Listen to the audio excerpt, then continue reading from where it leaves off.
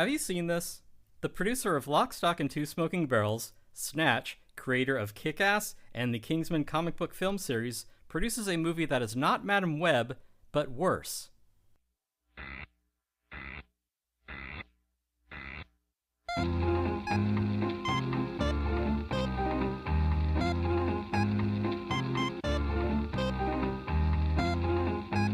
Welcome to Have You Seen This? The world's only podcast about obscure, overlooked, and misbegotten media. All discussions will be spoiler heavy. You have been warned.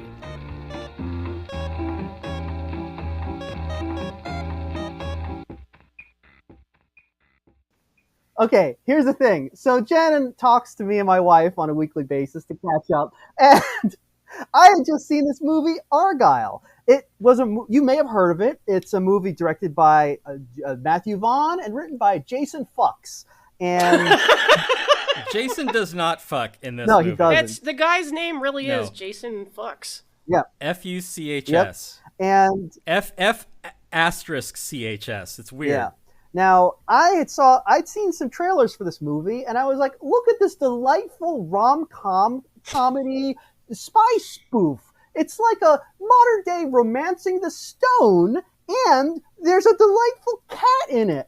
I should very much like to see this film. This sounds quite a lark. It's a big, light adventure. It's way in your face. It looks like a lot of fun. Exactly. So I was like really jazzed to see this piece of shit.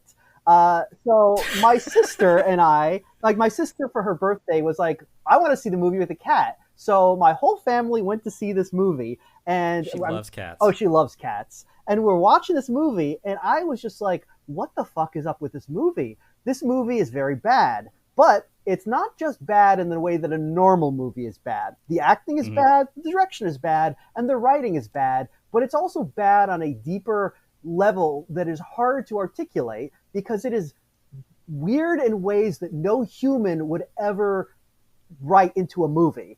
And it feels deeply bizarre, but also completely generic. And to also borrow someone else's opinion, Jen and I hung out with our other cineast friend Paul, who has a lot of great opinions. He's informed on the entertainment industry, and one of the things that he pointed out is that the problem with a lot of prestige television as of late is that the budgets are so large. This movie apparently had a budget of $200 million. The budgets are so large that the movies look good for a long time, or they look good in a way that it takes you a long time to figure out that they are not good. The director disputes that, by the way. And his claim is that they actually did not spend $200 million on this movie because they were able to pre-plan a lot of stuff by, get this, having the script completely written before filming. isn't that a normal thing that movies do, though? I mean, I'll say this. It does happen more frequently than you might assume that movies have massive script changes in the middle of production. It does happen. They save 75 G's by hiring their own cat, so, keeping the family. Yeah, So 199 million. I'm skeptical about how much money they could actually save simply by having a complete screenplay. But hey, I don't own a massive London-based production company backed by Claudia Schiffer, so what the fuck do I know? Well, there was some weirdness about the credit for who wrote this movie originally, Right. which was very much just like, marketing puffery, but also led into Was there my some theory. fuckery going on? Whoa! Well, I'll just say that it leads into my theory that why this was another reason why I think this was an AI-generated movie. So basically what happened was originally what they had said is, this is Argylle. It is based on book 4 of the Argylle series. What's the Argylle series? It's a brand new series of books written by an unknown author. They've just been picked up. Book 1 has not come out yet. And we're making a movie based on a hypothetical book 4, which will come out at some point in the future after books 1, 2, and 3, which have also not come out. So it's a very Leonard Part 6 situation. And all of that and Matthew Vaughn apparently has this whole franchise planned out, or did, until Good for him. this movie came out and flopped. But I think Mike is probably going to explain a little bit about how this ties into another franchise which is more popular, but please go ahead, Mike. Well, so originally, because of that weirdness, they were saying that the writer of the movie was Ellie Conway or something, I think is what they were originally trying to say. Which is an anagram for artificial computer. Think about it. I don't know. Coincidence? It is, but the question was, all right, so who is this person? What's going on? And the theory, there were a bunch of theories on the internet about this, most of which were very fucking stupid. One of them was that this was J.K. Rowling under a pseudonym, which really? I heard people saying, I saw people saying that it was, oh my god, maybe it's Taylor Swift, because she can do everything. That is another, yes. What? Yes. Yeah, people thought Ellie Conway, which is actually Bryce Dallas Howard's character in this movie, they thought it was a pseudonym for Taylor Swift, and that she was about to conquer publishing or something. Now, you would not think... When would she have time... Go ahead. I was going to say, you would not think there would be a dumber theory than the J.K. Rowling one, but yes, that was another theory. Is it just because it sucks? They're like, oh, this has got J.K.'s fingerprints all over it. Ball marks, I don't know. So I'm not sure how the J.K. Rowling thing started. It seemed to be, they were like, well, her name's really toxic, so she would do a fake name. And it's like, that doesn't make any sense. She's still making bazillions of dollars. People are still buying all the fucking Cormorant Strike things. Well, these are people who are terminally online who are aware of like 3 authors. True, that is true. So it's I don't know. I don't know where it's got to be one of the 3 people I know. Yeah. Now I don't know where these people find the time to do this, because they're normally busy like looking at pictures of female celebrities with a magnifying glass, like looking for Adam's apples. So. Mm-hmm. I will say that the Taylor Swift theory is slightly more plausible because, get this, the movie features a Scottish fold cat, which is the same kind of cat that Taylor Swift has. And that is also the same kind of cat that the producer's wife has. But yes. Yeah. That's neither here nor there.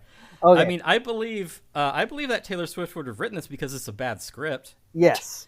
Now, she did try her hand at directing recently. Yeah. And acting, and that didn't end well either. So yeah, most things Taylor Swift are incredibly mid. Yeah. Yes. There was another theory, which was that this was an AI-generated movie. And having watched this, mm-hmm. I was like, yes, that scans. And I feel like what I feel like is all this like, ooh, who's the writer? We're going to make this big mystery. And the idea was, once it's a big hit, then we announce it's AI and say it's proof. We don't need writers, but that didn't work out for them. Because the movie is loaded in weird ways to try and get people to watch the film. One of them is, of course, it's packed with all the star power. You've got like big A-list heavy hitter actors like Catherine O'Hara and Bryan Cranston. You have stud casting too. Yeah. Yes. With God, what's his name? John Cena. Yes. John Cena, Henry Cavill, Dua Lipa. Yep. Plays a small role. I don't know who that is. She's a new hot singer. So. Yep. So you got Sam Jackson showing up. Yep. The good actors for the old people and the hot actors for the young people. And then they did say that they intentionally, this may be not true, finding out that the cat is just the producer's cat.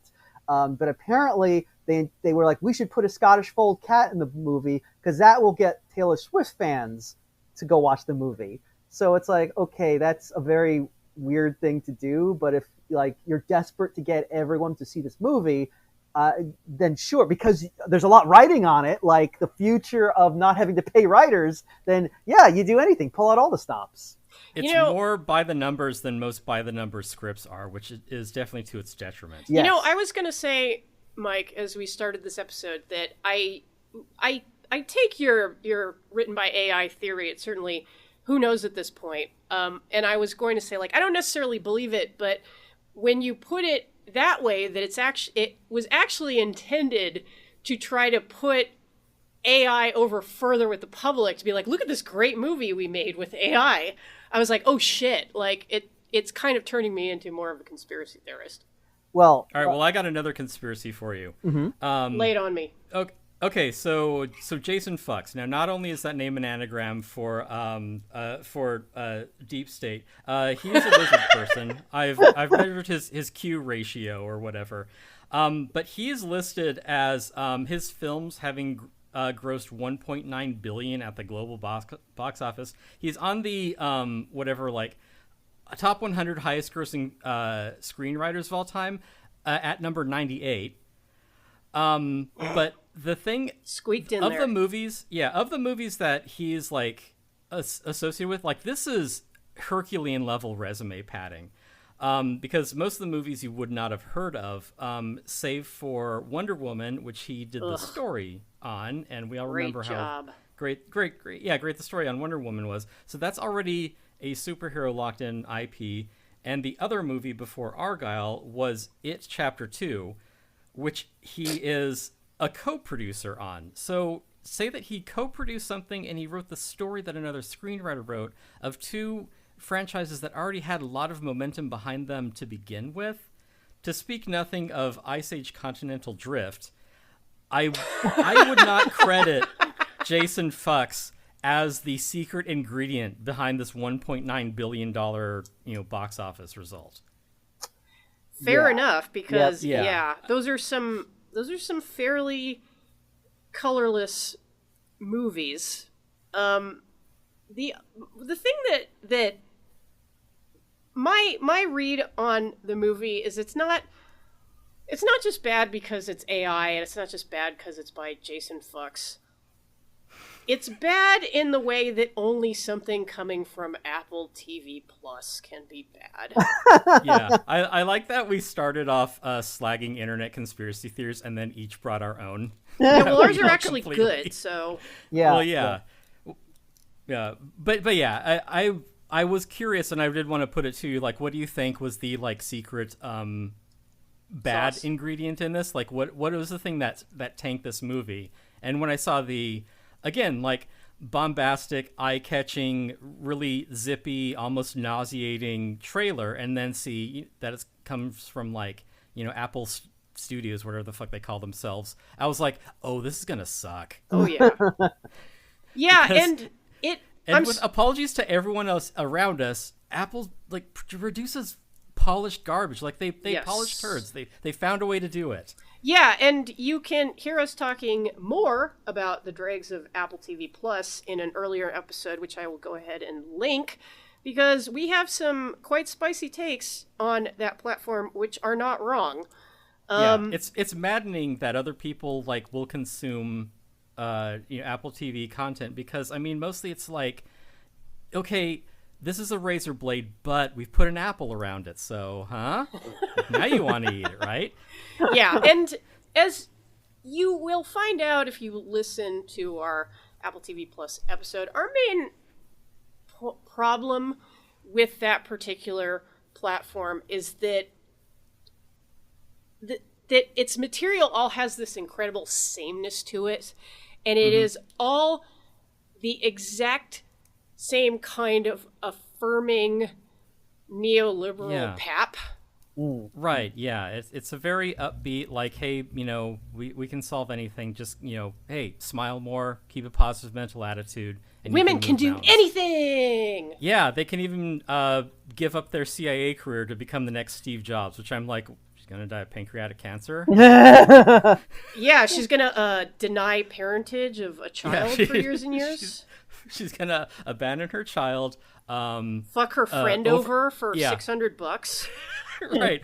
Overwork legions of talented engineers. Yeah. Fuck over her friends, and then die young of a preventable disease. Yes, after getting credited with the work of thousands of other people. Well, so cool. Getting shot through her cardiovascular corridor, she actually fixed that by just drinking a lot of kale smoothies. Yeah. She had a nut-rich diet, and that's good for the heart, I hear. Turns out that's easy. It's easier to cure somebody who's been shot next to their heart than it is to cure prostate cancer. Yeah. Oh, sorry. Did we spoil that a character who is described as dead comes back later on in the movie? If you're mad about spoilers about this one, like, no, I don't even know why you're listening to our show. Because the movie does this at least twice. Yeah. True. there are about 100 dynamic twists in this movie, each one dumber than the last. And each one invalidating the previous plot, like up yes. until that point. Yeah. And also because it's a very dumb movie, the characters immediately forget everything that has previously happened and act immediately adjust to this new reality. I actually watched this in the theater and was like, this movie is very, very stupid and I hate it and it's nonsense. But when I watched it the second time, see, the thing is, when I'm watching the theater, you know, you're experiencing everything for the first time. You don't pick up every detail, but because you have a pattern-seeking brain, you get it, right? You can fill in the blanks. This time, I watched it more closely and realized I had actually misinterpreted the first time, and the movie is actually even dumber and more nonsensical than I originally believed. It's like if you're a pattern-seeking Homo sapien and you're watching this movie expecting it to make sense, there's that. Since I'm a Gen Xer who can only speak in media references, that Simpsons where Apu shows Bart the punch cards of his like master's thesis, and Bart like pulls one out and then they get all out of order and they just kind of sighs and chucks it in the garbage. That is what it's like remembering what happens in this movie, because it's like, okay, we know that she's a writer, we know there's some spy stuff, it turns out that the spy stuff that she's writing is actually real, and then another twist happens and it invalidates everything that came before, and you're like, okay, I guess we're doing this now. Yep. Well, I think... And then another twist comes along and that invalidates everything before that, and you're like, okay, I guess we're doing this now. And for 2.5 hours you're just like, look, none of this shit even matters. Like, what are you going to throw at me next? Why do I bother getting invested? And I think it's just that exhaustion that audiences turned on it. Well, and I think that a big problem is that the building blocks of the plot, which if you watch in a turn off your brain kind of way, stack on each other enough to create a narrative, if barely. It moves from one place to another, I'll give it that. Right. The problem is that everything is subservient to a ridiculous girl boss narrative. And oh god, yeah, that's even worse. I'll admit that the movie swerved me, and that at first I was a little bit fooled, because while Matthew Vaughn is a slick filmmaker, he can direct action reasonably well. And I like these actors. I like Bryce. I like Sam Rockwell a lot. And I was like, okay, this is really stupid, but I get it. Like, she's a writer who writes these kind of like hack spy stories, so that's why they're so insanely popular. And she is the picture of an uptight white lady who's kind of getting pushed out of her comfort zone. So, all right, almost a caricature. Yeah. So let's see where this takes us. I didn't realize that this movie was going to build into a sexual orgy of mass killing that we're supposed to think is beautiful. Look, hey, the point is they're having fun doing it. You know, it's you and your partner and you're in love again. No, it doesn't make any sense based on anything that we'd been introduced to earlier in the movie. It has... To borrow a phrase that Jen used to describe The Room, it's like the characters in this have no accumulated memory. Yeah. I mean, this is a movie where it's not just that it is literally like two different movies jammed together, because the first half is a typical like ordinary person in a wacky adventure. Second half of the movie is just like ordinary person discovers they're actually a superhero. Those are two entirely different genres of film, but they just jam them together. And also, the movie has no tonal consistency, because in some parts it's like a lighthearted rom-com. Other times it's like Deadpool-style comedy violence. And then there are other parts where it's like harrowing psychological torture. So it's like, what is going on in this film? But that, Mike, is what's described as having something for everyone, which is why it's 2 hours and 20 minutes. A true big tent picture. But I'm going to posit another thing, and we can talk more. I mean, we're going to talk more about this later, because I have a lot of thoughts about this particular character. But if I had to pick one thing that would absolutely sink this movie, and I think is emblematic of everything wrong with it, it is that our two leads, I don't know who their names, Bryce Dallas Howard and Sam Rockwell. Yeah, those two characters I did not believe for 1 second that either one of them had any feelings, good or bad, about that cat. It is. I mean, like I was saying earlier, like this is more by the numbers than by the numbers movies. Like there is, a well-regarded, notorious, cliche factory book called Save the Cat. Yes. And it is about screenwriting. It's about how you write a script based on what audiences are accustomed to. A crowd pleaser. Yes. Yeah, but then this makes that, subtext text, and they do literally have to save the cat. And it's like, did you put any effort into this? Yeah. And yet, like, sorry. It's so unvarnished and artless, I think is part of the problem. Yeah. And yet they botched it. Because here's the thing. It's like, okay, so for those of you who have not seen the movie, if you haven't picked up by now, Bryce Dallas Howard is this writer. She writes spy novels. She has a cat. And the spy, played by Sam Rockwell, comes to her and says, turns out all the spy stuff you write is true. Come with me if you want to live. And they go on a wacky adventure. Okay, so at one point, the villains capture Dallas Bryce Howard's cat. And Dallas Bryce Howard is all like, I got to go back for my cat. And Sam Rockwell is like, you can't go back for your cat. And she's like, okay. And they leave. And it's like, okay, first of all, in the actual, what you should do is he's like, you can't go back for the cat. She's like, I'm going back for the cat. She goes back for the cat. And he's like, oh, this dizzy broad. I got to go save her. And it's a big character moment where they bond and rescue the cat. But instead, they leave the cat. And it's like... Or he says, I'm going to kill her because for the purpose of the scene, I need us to be driven apart and feel like I'm the bad guy, only I'm not. Yeah, which is like... Okay, and there's a lot of questions about that, too, considering what we learn about, like, Bryce Dallas Howard's... Bryce Dallas... God, she's too many names. Bryce Dallas Howard's character Opie's kid. Over the course. Opie's kid, well, the cat, red herring isn't the phrase that I want, but it's something close because you're led to believe that the cat is important to this woman, this really like the worst thing that you can be, a woman who's bookish and like sort of fat and like writes shit that a lot of people really respond to. I don't think your writing is shit. I'm not Bryce. I'm not that delightfully thick with three C's. You realize when the cat is cast aside that, oh, wait a minute, she's not that pathetic cat lady that we've been introduced to. She's she's hardening. She's a girl boss. Yeah. She's different. Yeah. But then you realize that she's basically like James Bond combined with the Manchurian Candidate. Yeah, which in this movie is aspirational. Yeah. Well, it gets very confusing because when they do that thing where she does not go back for the cat, which was weird because I'm like, okay, first of all, like this should have been a big character moment, which is not. Her whole character. I'll say this though, it makes sense. That is absolutely the correct decision in that moment. It just it hits the audience wrong because we're like, you have to get the cat. Well, yeah, no. In real life, that would be the correct decision. But this is a movie, which is which has narratives for it tells us a story tells us things about ourselves.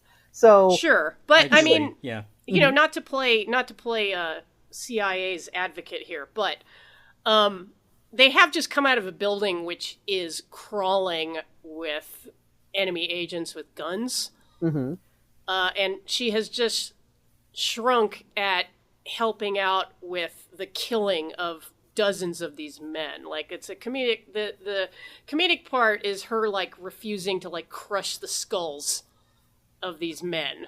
Yeah, and it's pretty dumb because it's one of those things that is put in there as like this is something you would never be able to do until at the end maybe you can overcome things and unless you were a badass bitch. Right? Yeah, it is so like nakedly mercenary. It's depraved. It is the kind of thing that you would expect from the people who brought you Kick-Ass. Utterly artless, and this I think feeds into Mike's completely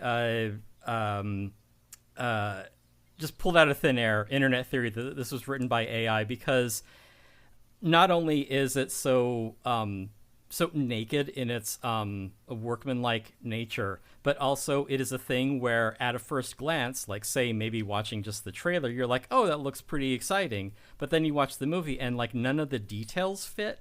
Yes. Because characters' motivations like change scene to scene. Just their basic character, the way they act, what their priorities are, those all change depending on where the story needs to go. And it just looks like if you stare at it too much, you're like, well, wait, that hand has too many fingers on it. Yes. Like these horizons are conflicting. Yes, exactly. That is it. Because I was actually thinking today, you know how every week those like some AI bro will post on Twitter like, hey, we've created the first feature-length animated film in AI, and it's just like it's just this like mountain of sludge and constant motion, like the fucking Greedy from Raggedy Ann and Andy musical adventure, and it's like it's nonsense. But since we have pattern-seeking brains, you can at least see what it's trying to be. This is like that, like moment to moment, everything is shifting and merging, and you can't parse it because the movie written by AI has no knowledge of what came before. Right. Yeah. We just have the scene needs to get to the end, however it gets there, and then we'll just string it onto the next scene. It's just saying like, what is the most mathematically probable scene to follow this scene? That's going to happen. Right. Yeah. So this movie is more plot holes than plot. Yes. Not least of which because at this point, Bryce Dallas Howard's character is completely malleable depending on what the scene demands. At this point, she is the bookish writer who is not sure of herself because that's what the script demands of her, whereas Sam Rockwell is the guy she doesn't quite trust, but they have to go to the hacker's place to find like the computer file. That's an anarchy symbol. Oh yeah. Yeah, that's just like it's the MacGuffin to keep the story moving.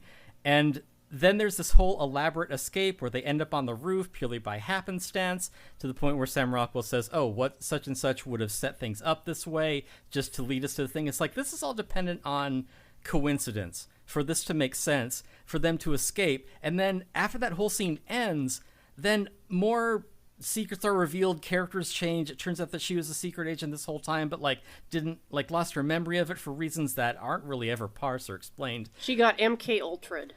Yeah. Right, yeah, whatever. Because apparently psychic driving actually works. You can do that. Yeah, I don't know how she lost her memory in the first place, but the point is, why did the guy set up any of this in the first place? It is a movie that, if you try to describe the plot, it is utterly inscrutable. It makes no fucking sense. Why did he do this in the first place if later on, like... Which he? Bryan Cranston? The hacker whose place they went to was he would have left like some crash boxes for us to jump off the roof because he would have known that you would have only taken the stairs with roof access and we can throw a cat down on it for. They didn't land on the cat. I'm getting tired just trying to like make sense of it, which is why I checked out after about 10 minutes. Okay. So here's the thing. So the twists in this movie make no sense. Mm-hmm. Most of them are told in flashback because, but if you try to follow the movie, let's talk about this chronologically, okay? Because I want to actually explain chronologically what happens, and what I Mike's do. seen it more than once. So I have seen this movie more than once. You poor bastard. So here's the thing: there's an evil spy agency called the Division, right? Mm-hmm.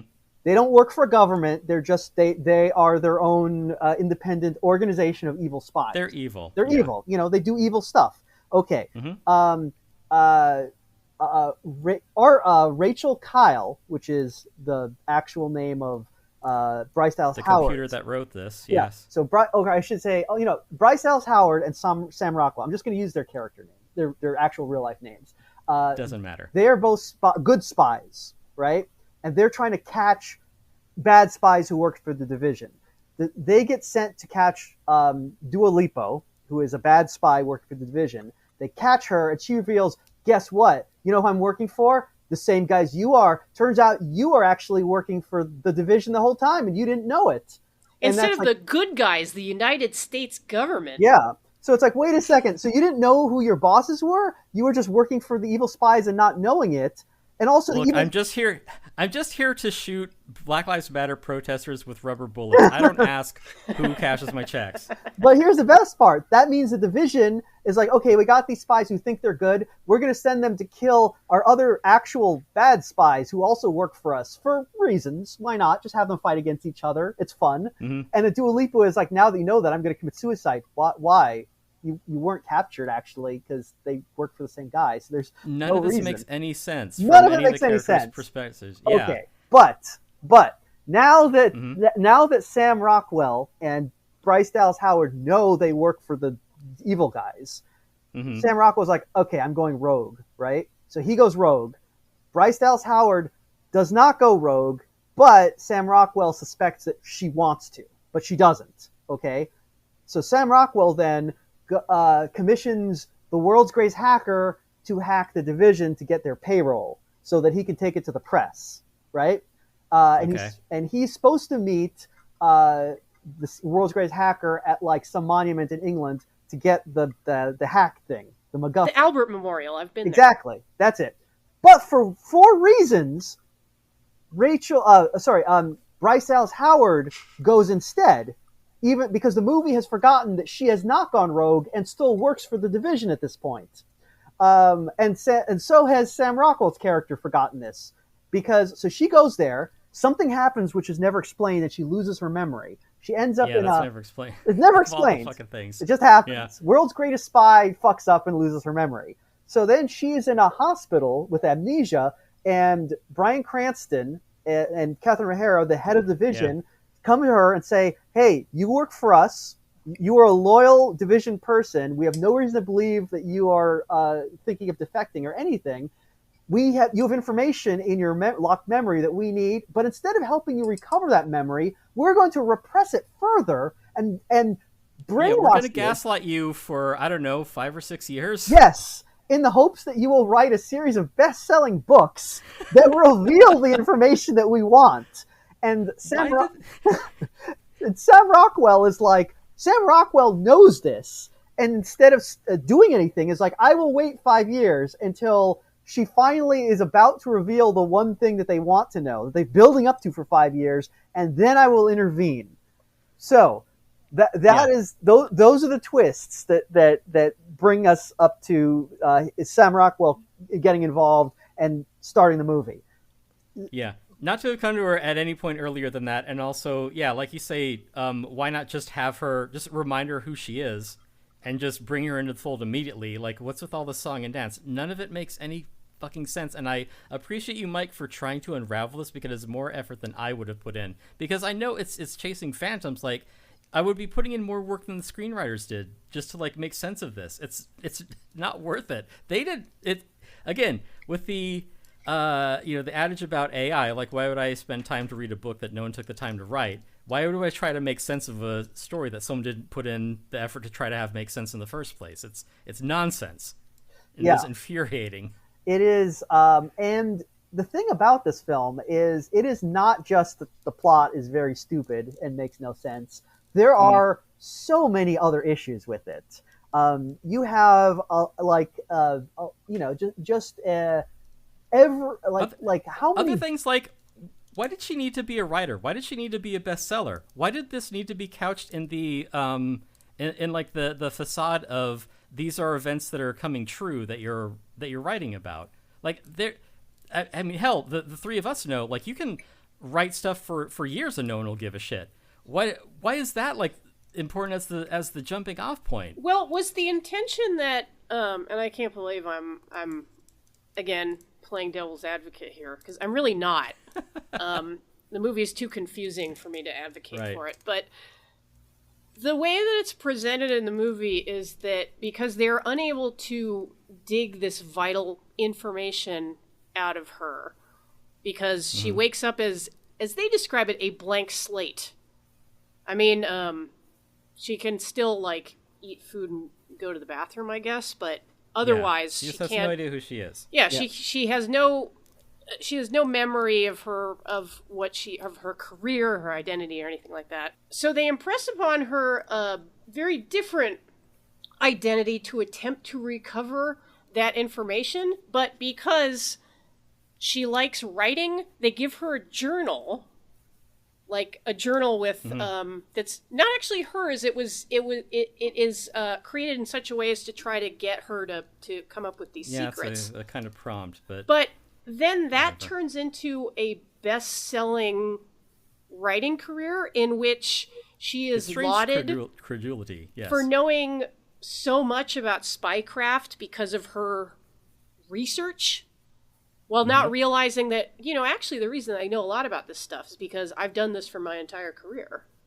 So was she not aware that she wasn't doing any research? I don't know. Like maybe that maybe she was studying and she was like, oh wow, I pick things up real quickly. I'm good at studying.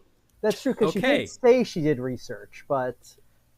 Okay, well, then in that case, it doesn't make sense when they're at the hacker, whatever, he uses an anarchy symbol as his thing. Is that what that is? The Russian anarchists. This is so, the movie told me that. This is such an Apple, I'm sorry, Tim, but this is such an Apple TV Plus thing, because who else but the viewers of Apple TV Plus would have to have an anarchy symbol explained to them? Absolutely.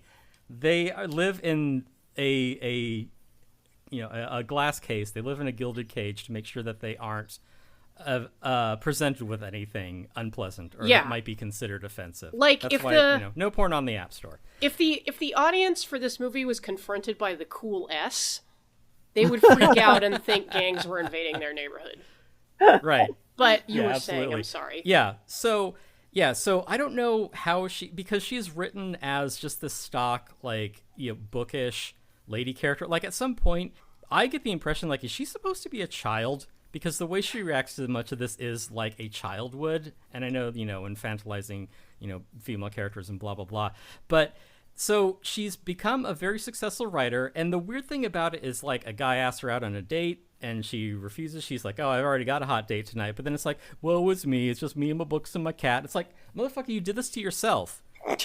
That doesn't make sense. How can you be, forlorn when it's like, hey, I'm going to go forlorn myself. I can't pity a person who is doing that, deliberately. But so she's written these books, I guess, to her own bewilderment. She doesn't seem to know how she does it, because she's got, what is this, the 5th book in the series, and already it's incredibly successful, hasn't gone to her head somehow.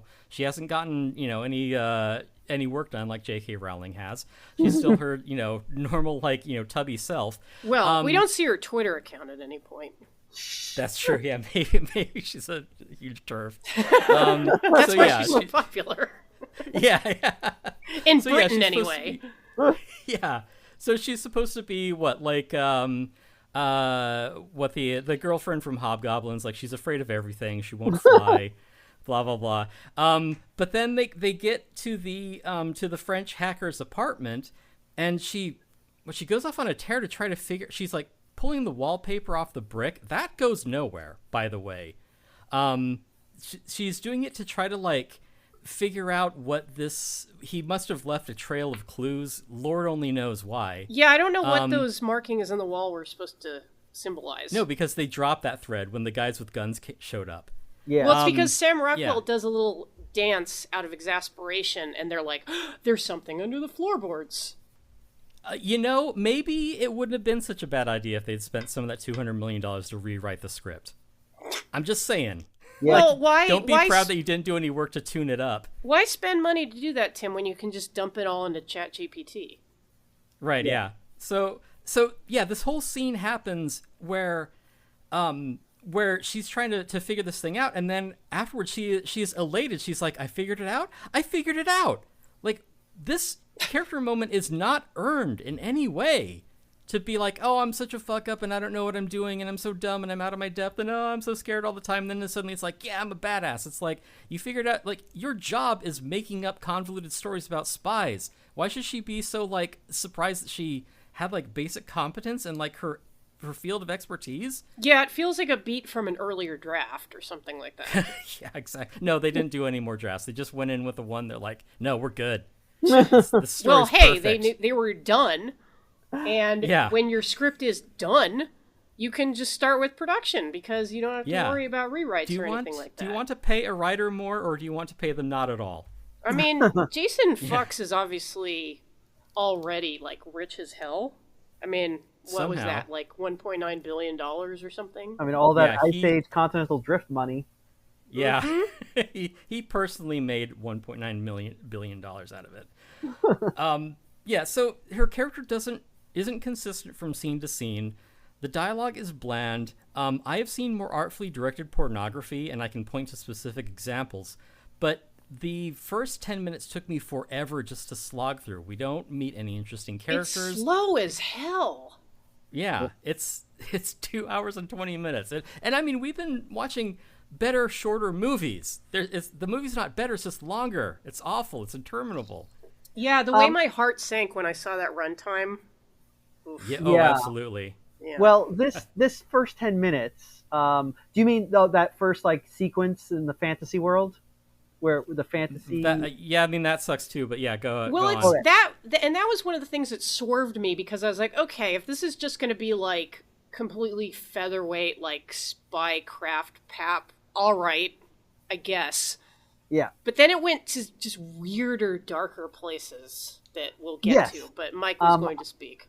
Well, I'm kind of in that boat too, because the first the first 10 minutes, which is like in the fantasy spy world of the world of Argylle, is written by Dallas Bryce Howard's character, is like pretty like, oh, I get it. It's kind of James Bond, spoofery type It's stuff. like it's silly, yeah. It's Yeah. silly, Can you know, believe it's- how ridiculous this stuff is? Now Yeah. watch a whole movie that's actually about this. Yeah, it's like Wait. that beginning part. I wouldn't say it's good, but it's like serviceable spy shit. Then you get the sequence where it cuts to Bryce Dallas Howard is at a book signing event, reading from her new book Argylle 4, and this is the introduction to her actual character. And this is the most bizarre. This is where the movie suddenly is like, let's grind everything to a screeching halt, because every member of the audience has to stand up and ask her the most obvious, like, exposition prodding questions. Like, I was wondering. yeah, it's just like, This question is more of a comment. yeah, they're just like questions like, oh, like, so tell us, Bryce Dallas Howard, how do you get your ideas for Argylle? And then she like explains her whole backstory, and Yeah. so that whole part is like, okay, very poorly written, and it's very everything about it feels very off to me. Like, it just feels like Yes. this is not an event would happen. Then the one guy stands up and says, I'll never get another chance to do this. Are you doing anything tonight? Which, first of all, is weird, because I'm like, why would you stand up in front of a whole audience of people and ask that question? You know the answer is going to be no. It Yeah, should absolutely. be. It should be written. So she is signing books. They're in a line. He comes up to her, gives her the book, and that's when he asks the question, so that it would ring true.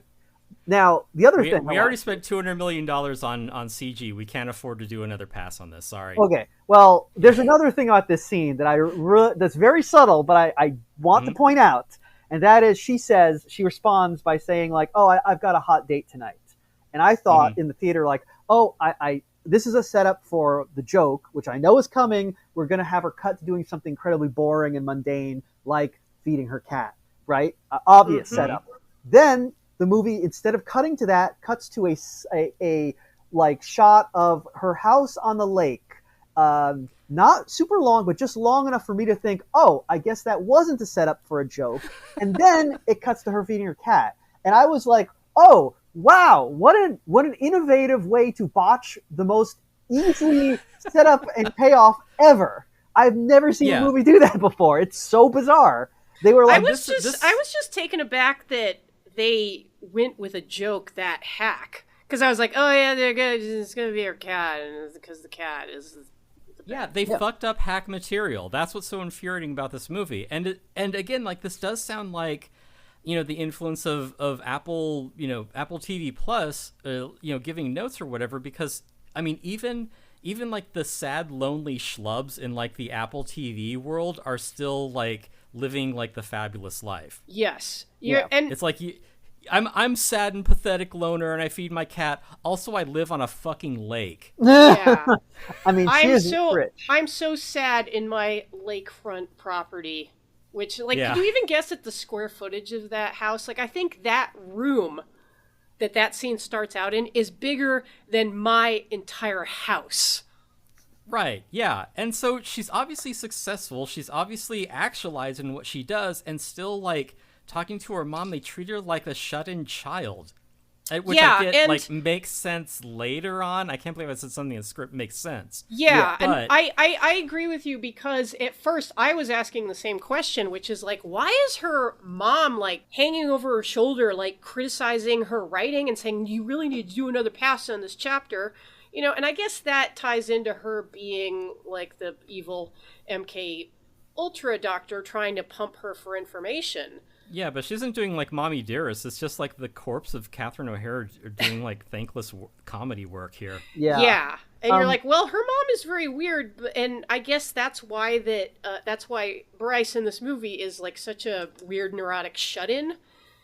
So, hey, I'm a mark because, like, it swerved me. I admit that I did not see the direction the movie was going to go in that respect, but it's so deranged that by the end of the movie, I just felt kind of sick.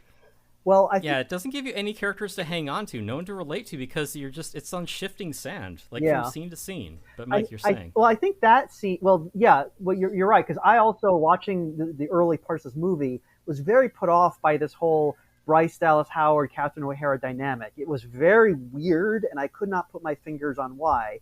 In retrospect, it makes sense, and I realize now the reason is because the movie is very, very stupid. The characters are very, very stupid, but the actors, they have read the whole script and they understand what they're doing, but it makes them look insane. No one acts like a person. Yeah. And I mean, Catherine O'Hara and Bryan Cranston are like doing like phenomenal work as like when they have to shift between like evil overlords and doddering parents. Like amazing work there. Thankless though, for nothing. Right, yeah. And Bryan Cranston would know. I mean, being criminal overlord / doddering father. Yeah, he's played the whole range, man. Now, real quick, and I thought this as soon as Bryan Cranston appeared in his evil overlord persona, I was like, oh shit. Limited series, like Max or someplace like that, Bryan Cranston as George Herbert Walker Bush. You could call it Poppy. It would be so fucking good. Yeah, maybe it can be like an add-on to Your Honor or something. Yeah, and it could be like, here's a limited series about like one of the most evil guys to draw breath. That would be good. Yeah. And I'm sure that for this role, Bryan Cranston got his own lakefront property, courtesy of all the iPhones that Apple sold in the last 20 minutes. I thought he was just going to do like a Roger Moore in Spice World, where it's like Bryan Cranston didn't have to leave the soundstage, right? But he is in a couple of scenes, and he's actually a character in this, which is why it's again further inscrutable as the story goes on. They're in. They're in England. She invites her parents out, and she's like, "Oh, we can just have it as an excuse of like one of your father's work trips." We have not met the father at this point, so it is. It's Catherine O'Hara and Bryce Dallas Howard hanging out at Savoy and at some like hotel room, and I'm like, just a regular hotel that regular people go to. Yeah, and I'm like. That's weird that we haven't actually met her father, and we've only ever met one old person in this movie. But anyway, I have a Lego set to put together, so I'm kind of tuned out. And then, because they didn't want to hire another actor or whatever, Bryan Cranston shows up as the father.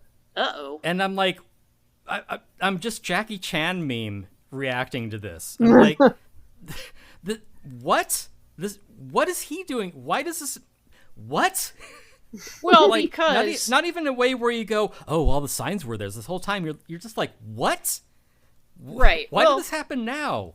Right, because as it turns out, it's another swerve to make you realize, oh my God, what is the evil overlord of this spy organization doing at the hotel? Responding to Dad and just looking like world's greatest dad ever. Something terrible is going to happen. And it does, and it's the rest of the movie. Yeah. Right, yeah. What's happened is that the movie goes on for another hour and 40 minutes. I do like. I mean, we are having a great time shitting over this awful, god awful movie. But one of the things that I did want to derail with, because Mike is here, is Catherine O'Hara had already checked in, and when she meets Bryce Dallas Howard, she shows up and she's like, "Are you okay? Were you in any actual danger at any point?" The answer, of course, being no. But she says, "Hey, from catering, I got all your favorites." And Mike, would it have just been a delight if the next 15 minutes was just her binging and stress crying? I mean, I definitely, when I saw that, I was kind of thinking, like, it's very odd. This is a very odd thing. So, like, when you go, you go to meet your parents, and like, I've got all your favorites from catering, and the coffee table is literally just covered in like cakes and fruits. A spread of, It's like, it was very strange, but also very interesting to me, because I was like, Mike's like, wait, did I write this? Yeah.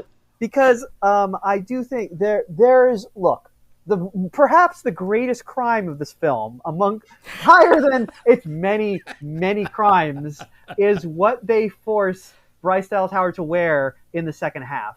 Because they put her... Yeah. Okay, when they decide... Well, a number of things. Yeah. They bleach her lovely ginger locks into just this awful yellow color, blonde, I think. The styling in this movie is fucked. Oh, yeah. And I think Mike was getting at, like, Tim is correct in what he was saying as well. In an article from, I believe, Deadline that I read about the making of this film, released right before it came out, Matthew Vaughn, who is married to the supermodel Claudia Schiffer, was talking about how helpful she was in the production of this film. And I think it's emblematic... Yeah, Linda McCartney was super helpful. Hey, at least Paul and Linda McCartney made Ram. I'm just saying. Like, all right, fine. I'm not going to argue. This is no Ram. Matthew Vaughn was talking about how helpful Claudia Schiffer was in the making of this, and it's emblematic of the sort of contempt that this movie has for the average woman, while simultaneously pandering to them, because the way he describes her help on the film is like, oh, well, she was mostly concerned with like the wardrobe and the hairstyles, girl stuff, right? And she is a part owner of his like production company, and apparently like was the person who suggested that he direct Layer Cake instead of merely producing, thus like kickstarting his career. But how Apple TV Plus is it's more girl boss shit. It's incredibly wealthy women pushing their wealthy husbands into these tone-deaf decisions. Like stuff which only looks good to people like above a certain like income bracket. Honey, it would bracket. be good for your career if you did this thing. Yeah, and it's like, so, I'm like a successful actualized type A sociopath, but I'm just like you, huh? Yeah, this is what you schlubs do. Yeah, like I believe you're exactly like all of your friends, who are also incredibly tightly wound, mostly white women with a hell of a lot of money and time on their hands. Right. But and the going back to the styling. Let me try and write a character who like wouldn't be like secure in themselves. And Jen, it's like your story about, hey, we want to audition Robert Redford for The Graduate. So what's the story where, like, you were trying to pick up a woman and it didn't work, and Robert Redford's like, I don't understand. Yes, the famous anecdote told by Mike Nichols about asking Robert Redford, like, hey, think about, like, time you struck out with a girl.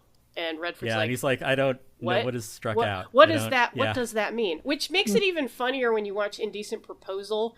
And there's that whole scene where he's talking about a girl on the train he saw when he was like 20 and he didn't have the nerve to speak to her. And it's like, 20-year-old Robert Redford like was too afraid to speak to women. Yeah, that makes sense. But well, she had both of her knees up over the seat and was like fiercely masturbating. So I didn't know he was like, whoa, this is too advanced even for me. Yeah. She didn't break eye contact. That's why I couldn't go over. Damn, what a queen. But the styling in this movie. I've recently become a very big fan of Julia Fox because of her competition show. OMG and that woman Fashion. was Julia Fox, yes. And if you've ever seen, go do an image search on Julia Fox right now and see the kind of outfits that she wears. It's haute couture. Yeah, she's pushing. Turn safe search off. Yeah, she's pushing the boundaries with what she wears. Compare that to this, where, okay, like I get that Dua Lipa's character at the beginning of the movie is supposed to parallel or like be kind of a surrogate for Bryce Dallas Howard's, because this is the world that Ellie Conway has written. So here's the slinky heroine. She's written in her gold dress and blonde hair. So I'm watching Dua Lipa dance with Henry Cavill in the opening, and I was just like, what? Why does her hair look like that? Like, she seriously has like, like if you've ever, and I know you have, ladies. It's PR, darling, our PR. If you've ever bleached your own hair and you're envisioning platinum, but the first stage, if your hair is dark at all, is that you get basically like yellow straw. That's right. What it looks like. And I was like, that's the hair that they gave her? Like, all right, okay. And then the gold dress, which it looks okay on Dua Lipa, I guess, but which just doesn't I don't know which one's Dua Lipa. She's a sexy chick who killed herself in the beginning. I don't care. Why did I even ask? Well, thank you, Jen, for explaining hair and fashion. Well, hey, why else am I here? Right, yeah. It's not that dress, it isn't the worst thing that Bryce could wear, but I was waiting for the gown scene because I was like, okay, this is obviously a lady movie for ladies because it's got like cozy spycraft and cats and, a heroine who's like slowly coming into her own. Because she starts off so like not confident in herself. She wears sweaters. It's with her piles of money. Yeah, she has a cat. I mean, her jeans are like a size 14. Like, I didn't even know they went up that high. So I was like, well, she's definitely going to get the glow up. And hey, like Bryce is very beautiful and a beautiful redhead, no less. And we all love redheads, right? So I was waiting, despite everything, to just be stunned. And she comes out with this sad blonde bob and this sort of matronly gold dress. Ugh. Like, her boobs look nice, I guess. But yeah. I'm like, they're not really doing her any favors here. And I get that it's, a more advanced movie like the one that you might read written by like a screenwriting undergraduate would use this to indicate that she is a different character. She's putting on a different persona. Yeah. But I don't think this movie aspires to that level of nuance. No. Undergrad screenwriting. Right. The thing is, the dress she's wearing is obviously supposed to mirror the one worn by Dua Lipa in the beginning. But I guess Claudia Schiffer was like, oh, Dua Lipa is like, she's hot and thin. She's not a big tub like Bryce Dallas Howard. So, we're going to like make sure you hide that dump truck ass with this like cover that up. Yeah, just like so, which is like, oh my God, like Bryce Dallas Howard is an attractive woman and she looks, when she's just wearing jeans and a sweater in her normal like outfit the first half of the movie, she looks fine. She looks fine. Yeah. But they put her in this outfit that does nothing but draw attention to her worst assets, I guess. I mean, Yeah, Mike is using heavy air quotes for worst assets. Yes. The assets that Mike is the most interested in by far. I'm just saying is when she got out of the car wearing that dress, I like instantly transformed into like the gayest man ever. I was just like, honey, no, honey, no. I was just like, what, Mr. Black's fashionless shit. No, go back to the Batcave. Yeah, Jen, it's time for you to say, Beavis, you just drove my boner into the ground. Yeah, and this is another Apple TV Plus ass thing where they really want to pay... just be normal and fabulous. Well, they be like a normal person. It is a very earnest liberal thing to be like, no, we're body positive. We want to see all kinds of bodies. And you see, Bryce isn't like a twig, so that's not too great. much of those bodies. But it almost seems as though they're doing their best to hide her figure. Absolutely. Yeah. I mean, hey, like, yeah, these same kind of, like liberal feminist types that Jen is pillaring here are like, yeah, I would love to, be my ideal self, which is also 30 pounds lighter, rather than just being like, I would love to be my ideal self. It turns out I am that already. You know, like, that's how you do it. It's dead simple. Yeah, but no, it's like we all want to be, and I get it. We all want to be Dua Lipa, like mashing our crotch into Henry Cavill's face on the dance floor or whatever. I guess. You I guess want this to is do the what whirly heterosexual bird. people like. Yeah. Right. Yeah. God, that's a weird move, and it's supposed to be like cute and romantic, and it just looks weird.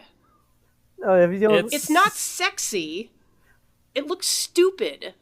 Like everything else in this movie, it's intended to be one thing, but it is so artlessly put across that you're like, this is just the thing. Like, you're just telling me the thing and expecting me to understand the nuance to it when no nuance is put into it. Although, I will say that 2 hours and 20 minutes of this movie, at one point, you do get to see Bryce Dallas Howard looking up and smiling from a man's crotch, and I'm like, okay, yeah, I can work with that.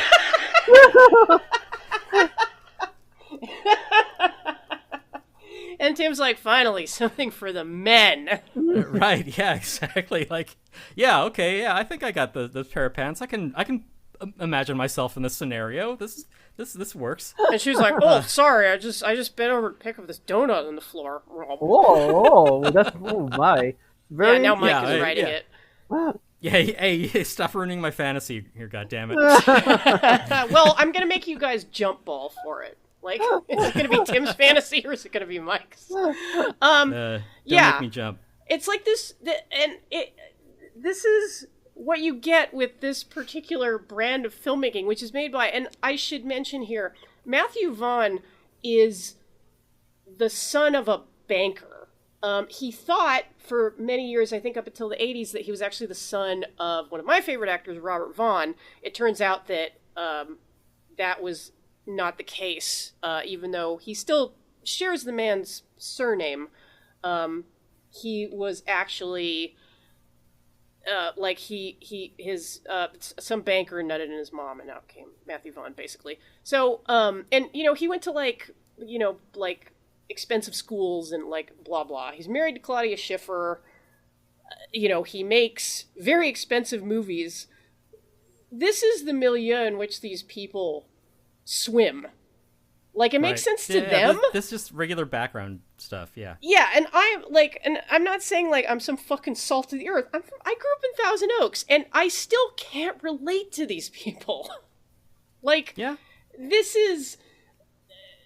It makes me feel the way I did when I worked on the lot of a movie studio, and I would be like on the executive floors and like the boardroom, and I'd be like, oh, like, these people might as well be space aliens. Yeah. First thing you got to do is fire 10% of your staff. Then right. The stock price will go up. Then, they're just things to me. It doesn't matter. Yeah. Right. Yeah. Like, you can have everything anytime you want. How do you even conceive of adversity in that environment? I just realized like, that one of the greatest... Like, no one's career ended because of this. Yeah. And I just realized that one of the greatest portrayals of a CEO that I've ever seen is the boss character from Smiling Friends. Well, I would have said from The Phantom, but... Well, him too, but...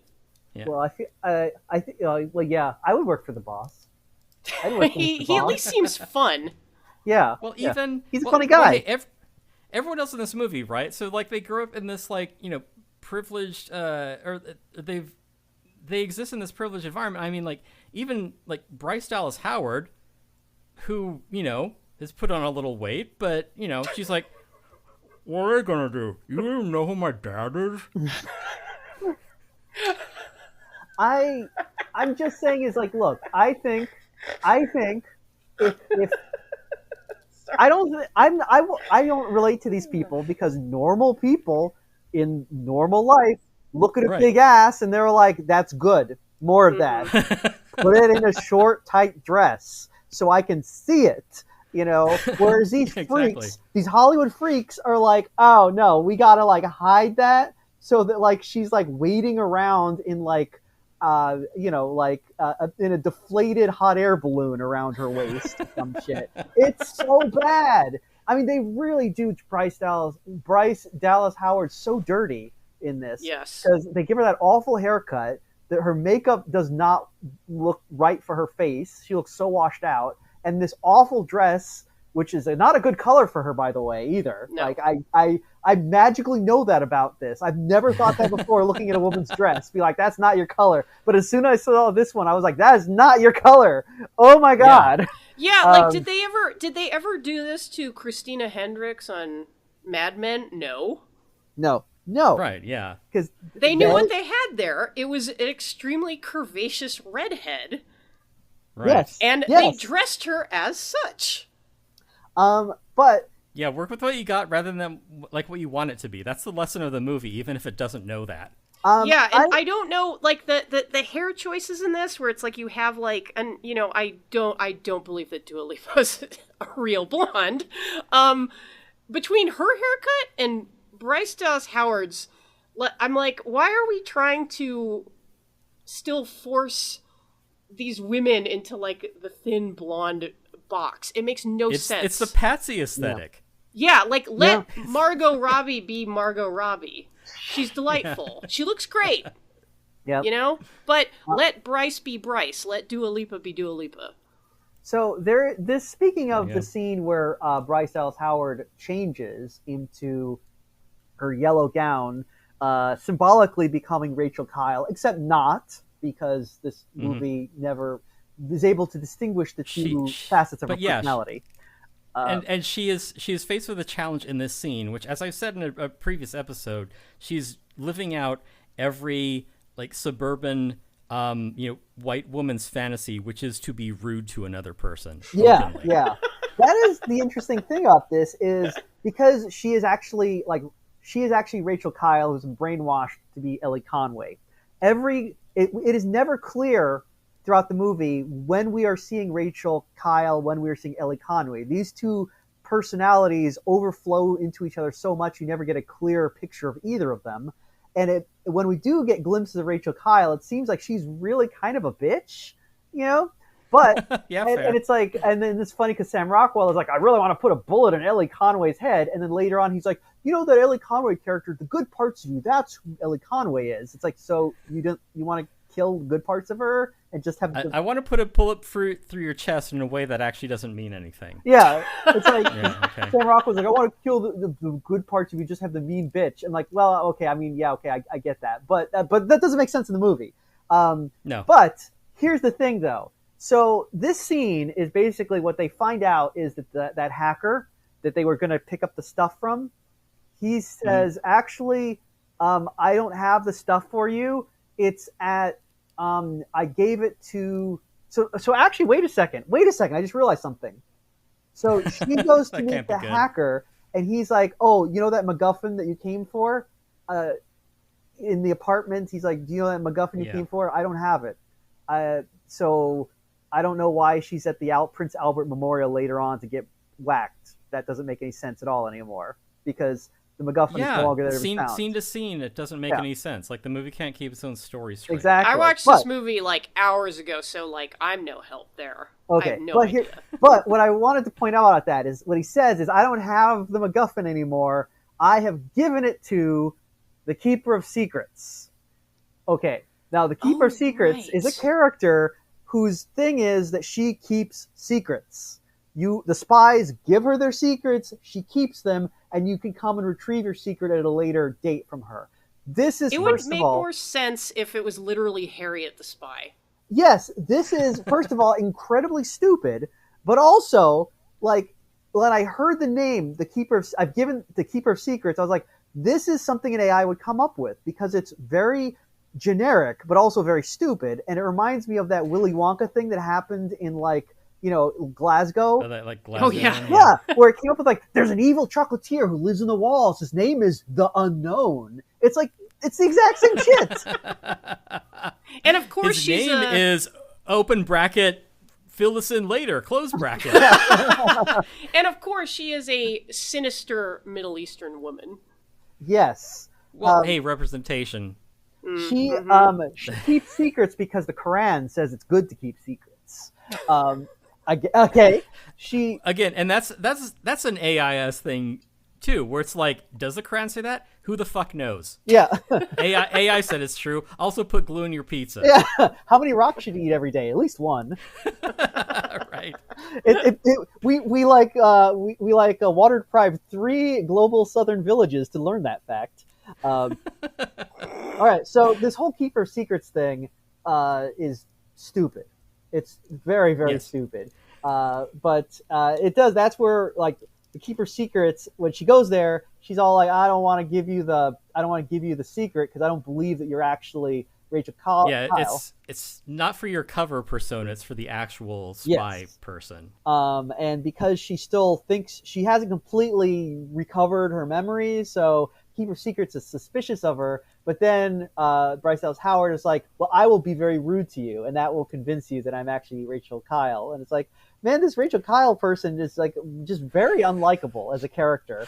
I mean, this is the ideal protagonist for people who have voted for Hillary Clinton more than once. Like the kind of person who says, "Did you know that Pete Buttigieg speaks 5 languages?" Damn, 5? Just like just incredibly depraved people. Yeah, this is just separated from reality. Oh, also, I'm sorry, I'm kind of jumping around here, but I want to point out a couple other things. Yeah, you took a simple, straightforward story and you ruined it, Mike. Yeah. Well, I learned from the best. Okay, so this movie, as we said before, is basically like they took every spy movie, threw it in a blender, made a slurry, and that where from moment to moment it is switching to different films, and then they poured it into your lap. Yes. Now, one thing that like makes me extremely angry about this is a very small detail, but I think very telling, and that is a character of Carlos. Carlos is the main henchman for the bad guys. Okay, so I'm like, okay, well, he should have an eye patch. He should have an eye patch, or a big dueling scar, or a hook hand, or some fucking deformity. Steel teeth. Yeah, something. Come on, he is. He's the odd job of this thing. Why does he not look like a freak? Well, because he looks like, again, going with your AI theory, he looks like if you took pictures of every henchman and you just kind of blended them together, you get Carlos. You don't get any distinguishing traits. You just get sort of... He looks like the typical henchman. Yeah. Well, and this is also the sort of character that, 40 or 50 years ago would have had some kind of ethnic gimmick. Yes. But it's Apple it would TV have been Plus. a character actor. Yeah. And it's like, well, we needed a bad guy, and we want to cast people of color, but we can't make him like weird bad, because then it looks like we're like saying that like all of them are like that. And it's like, what is he? I don't know. He's swarthy. Yeah, he's a. We don't want to get Spanish. We don't want to get like a YouTube video like about this in like 20 years to be like, can you believe that they would do this in the 2020s? Katie Type Pussy is going to write stereotype the angriest letterbox review of Argylle. Which in a way you're just like, who gives a shit? But seriously, like, every time this guy comes on screen, I'm like, who's that guy? Oh yeah, that's right, he's the henchman. Look, he does not look like a freak. He does not act like a freak. It is the only part. Everyone knows the spy henchman is supposed to like add some color to the whole operation, and it's just like nothing. Yeah, it does a disservice again to like minority actors, because it's like, well, we didn't want to do anything offensive, so we didn't actually give you anything to work with. I hope that's okay. Thanks. Bye. Yeah. Yes. It's like, I'm also an actor too. You could approach it that way and give me something where I can like shine. But it's like, shine. I don't know. Is shining okay? We need to put that by our sensitivity reader and see what they say about it, and just play it straight. Just be normal. Yeah, I believe that the character does die at some point. I think he is like straight up murdered by Bryce Dallas Howard. He's stabbed with a knife in an oil skating scene that I was just like not on board with. I was checked out by that. Why? Okay. Let's talk about this scene. Well, the oil is already on the ground. Why does she need blades? Because it's already slippery. No, but if she uses she can ice skate through. Okay, so what happens in this scene is this is like asking a kid to make up a story. Okay, so she was actually an ice skater. Okay. She was an ice skater, and she won a gold medal, and... Okay, sure. So what happens in this scene is after numerous twists, Sam Rockwell and Bryce Dallas Howard are in the bad guy's lair trying to escape, and someone shoots a thing, and crude oil just spills all over the floor. Straight crudely crude. Animated oil, yes. Texas tea. Yep. Black and, gold. Carlos is all like, whoa, that's highly flammable. Put your guns away. We have to exercise proper safety precautions or OSHA will be after us. So nobody fire at the crude oil. They could fine us up to $500. Yeah. And, it was a beat that worked in Aliens, so we're just going to do the same thing here. Yeah. So Bryce Dallas Even Howard, though it's for completely different reasons. So Bryce Dallas Howard is all like, she and Sam Rockwell are like, oh, we're going to die. This is it. But then she remembers, wait a minute. I was brainwashed by the what's her face, the bad guys, to believe that I was actually like a really good at ice skating. And Sam Rockwell's like, no, you actually are good at ice skating. And so she's like, oh, well, now that I know this fact, I'm going to take these 2 knives, stick them on my boots, and ice skate through the crude oil so that I can murder like 24 dudes with knives, which is like, and by the way, in this lighthearted comedy trifle, I'm just going to straight up murder a bunch of guys with knives, like in the gut. I haven't seen a body count this high, this rapid since Hawk the Slayer. It's like, look, we just need to get rid of a dozen or 2 goons. So just slit their throats and just keep smiling as you skate by, because winning. You know, you could show that if you showed this to Old Boy, he would be like, that's like a bit much, don't you think? I was waiting for like the Hot Shots Part 2 like counter in the corner. But now a lot of people pointed out that like this is not the way you could not ice skate with knives on your shoes through crude oil. I don't care about that because it's a fucking movie. What a ridiculous sentence. Yeah, I mean, it's like, you know what? That isn't my biggest problem with it. But the oil is already slippery. I thought she was going to slide around on the oil because she has good balance because she's a skater. I don't understand why there are blades. Because she doesn't need the blades. It makes them into ice. Oh yeah, you're right. Actually, okay, but wait a second. I don't get it. So, look, and the thing is the movie has been like, there has been a lot of schlock up to this point, starting right from the beginning, where we're introduced to our fake spy characters. So it should be the kind of thing where you're like, whatever, she's like slipping around in the crude oil, but like the blades, and then also the fact that this woman is a gleeful angel of death. Yeah, well, that is my real issue with the scene. This because she's becoming really self-actualized. She's finally becoming the evil spy that she used to be. Yeah. when you stop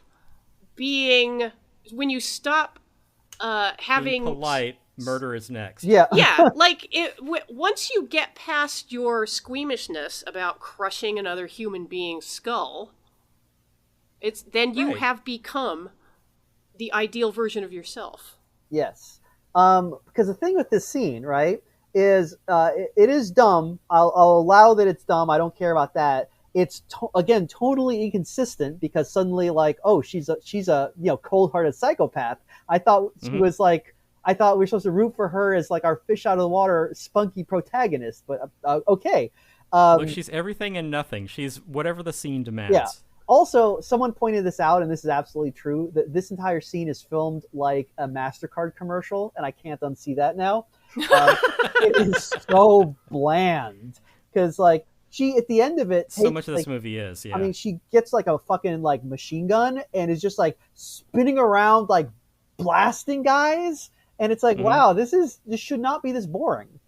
It should feel like some spark of emotion happening here, you know? Also, speaking of sparks, I guess that doesn't matter because, like, she's... Yeah, not that crude after all. Yeah, not that dangerous. Yeah, apparently you can empty it, like, you can just mag dump in the entire room, and it will make a difference. Well, what I liked about the scene is where the bad guys were like, whoa, better not, like, shoot it around the oil. We're not crazy after all. And our protagonist is like, I am a fucking lunatic. I will kill you all and I will myself. take you with me. Yeah.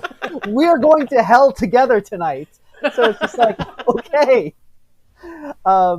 By the way, it turns out the reason that there is crude oil there is because they were on an oil tanker for reasons. That they just are. They're on an oil tanker, it turns out. There's an earlier scene, I think it's after Sam Rockwell's info dump of like, okay, here's everything that's going on, except for it's not everything because we still have like 7 or 8 more plot twists to throw at you. But that's the point where she asks him, like, why do you lie this whole time? And my question is, yeah, why did they lie this whole time? None of it is motivated by any like rational purposes. Like, you can just come out and do the thing. Everything has to be like, well, this hides this, so we need to move on to the next twist. Like, it's screenwriting in service of itself rather than in service of like an actual story. Well, and I think because the movie is so obsessed with spycraft, or at least this well, like kind this of like warmed over whiz-bang. Hollywood version. Yeah, this whiz-bang kind of like screen version of spycraft. Yeah, because I mean, Jen, like, you have Like- some notion of what spycraft is, and it's actually quite mundane. Like, this is no 3 Days of the Condor. Yeah, I would say that probably Burn After Reading is way more accurate. But, you know, because as like intelligence community is actually kind of an oxymoron.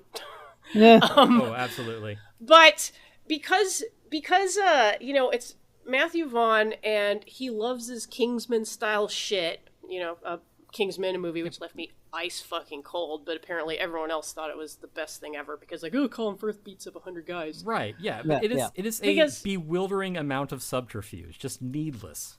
And because the movie is so obsessed with and I think as Sam Rockwell says to Bryce Dallas Howard at one point, like, the greater the spy, the bigger the lie, or something like that.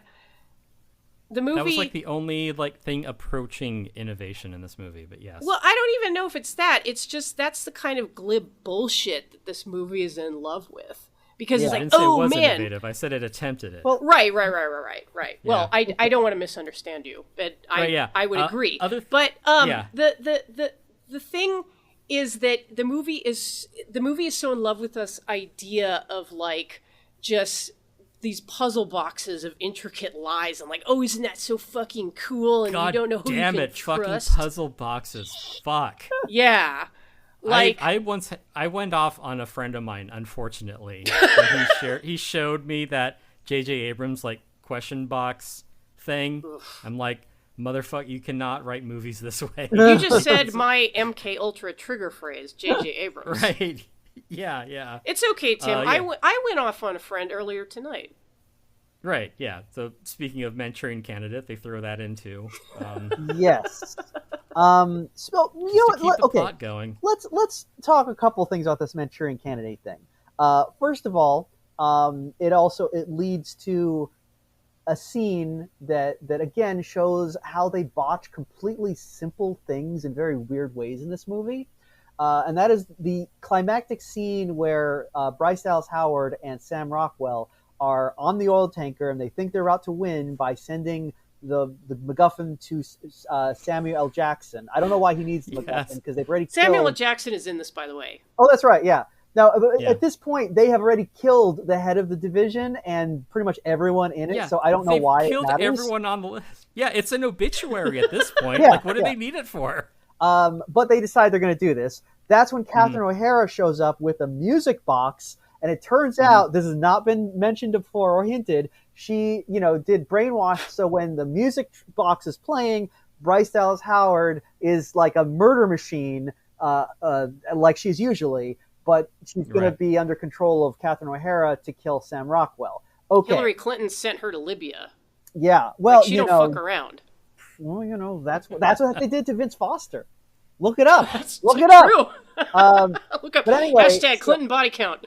So she's got this happening, right? There's this scene. Sam Rockwell and Bryce Dallas Howard are fighting, right? As the music box is playing, and this music is playing on the soundtrack.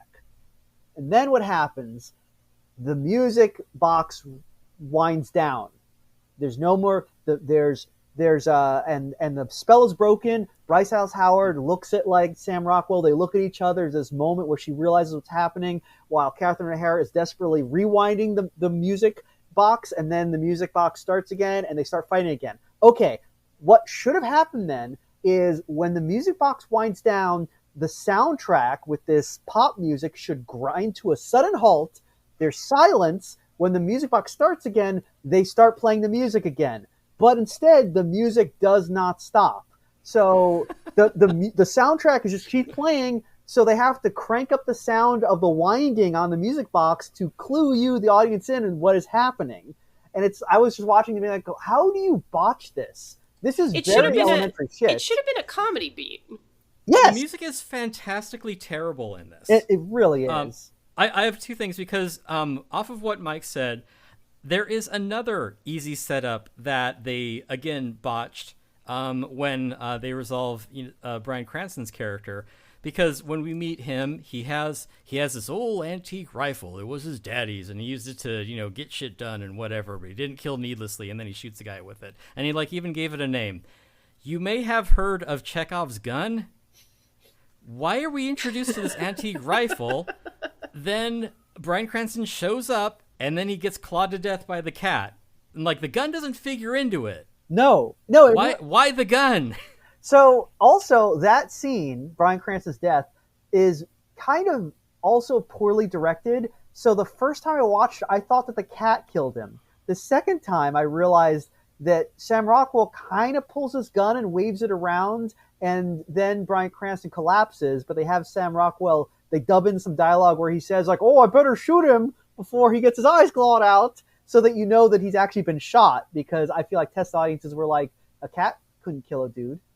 Well, it's right, yeah, I and think... also scratches out his eyes when there's a retinal scan, just yeah, and it was like, and that's a good example of the movie being kind of too clever by half, because I don't know too if clever for its own good, yeah. I don't know if maybe Jonathan Fuchs or whatever his name is needs to go on Adderall or something, but it's kind of anticipating.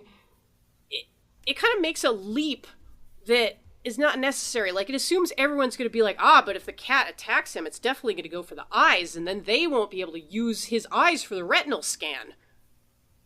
Which is resolved anyway. They just have to go to another set piece. Yeah, and it's then they calm down, dude. Then. Yep. It's funny, I guess, that he's attacked by a house cat, but then the unnecessary because the bit cat has of been inert. Yeah. Oh, the cat clawed out his eyes. Yeah, that's why it was fun. important we had the cat the whole time. Again, I guess. Again, lighthearted comedy rom-com trifle. A cat claws out a man's eyes. But because this movie is so totally fucked and made by people who are not human, the gore and the violence isn't really that funny. I can think of plenty of movies that have had, shot Marvin in the face. Yeah, a fucked up... Oh, my God, the way I laughed when I saw that movie in the theater and that happened. Yeah, right, yeah. Which is fucked up, but it's it's a fucked up bit. Sometimes humor is fucked up. And this is just Yeah.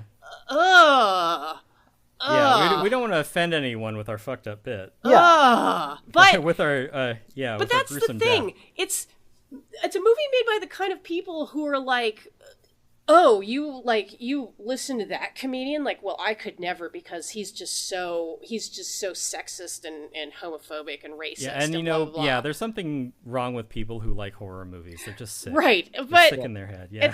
But then they'll go and they'll make a movie like this where it's oh, isn't it wonderful the way that this man and this woman killed more than 300 people together? Just scores of in men. In a beautiful ballet. It's like George Lucas saying about an orgy of violence. Yeah. It's like George Lucas saying about the bugs on Geonosis. It's well, they're just insects. You just mow them down. Yeah. Right. Well, they're just interns. You just mow them down. I think, again, that scene where they're just shooting people and there's all that heart-shaped smoke stuff happening. Depraved. It's okay, that would work if we were watching a Deadpool movie. A movie where that would be fitting for Joker and Harley Quinn. Yeah. But it's this movie, like I said before, sometimes it's a lighthearted rom-com, sometimes it's wacky cartoonish over the top violence, and sometimes it's actually serious. And it's like, from moment to moment, I don't know how I'm supposed to feel about anything. Yeah, but because the movie doesn't know. No, it doesn't. But I do know what I feel about one thing, and I think this is the most important thing of all. This is the crux of the entire matter, and it's that fucking cat, okay? Because several things about this I want to say. First of all, that cat has no on-screen presence, no personality. True.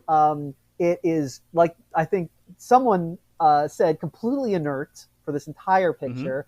It's a little meatball-headed cat. Yeah, it's like half the time it's CG, and the other half, I think they just pasted a photo of the cat's face inside the window on the cat carrier. Yes. Yep. So, and that's a big problem because I'm like, look, I need to be able to buy that this woman and this cat have a relationship. I just put in a scene where the cat like nuzzles her, where she's sad, and the cat comes up and like rubs on her or something. Because with the scenes where she's petting the cat, that cat, I can read cat language, and that cat does not give a shit. It is just like checked out. And hey, they saved $75,000 by not hiring a cat with any kind of stage presence. You know what? Or screen presence. Because I think I sent you the article, Mike. It's true what Tim is saying. Like, that's actually Matthew Vaughn / Claudia Schiffer's cat, because they fired the original cat actor because it wasn't getting it done. I guess there was literally no other cat in London that could do First cat of all, stuff.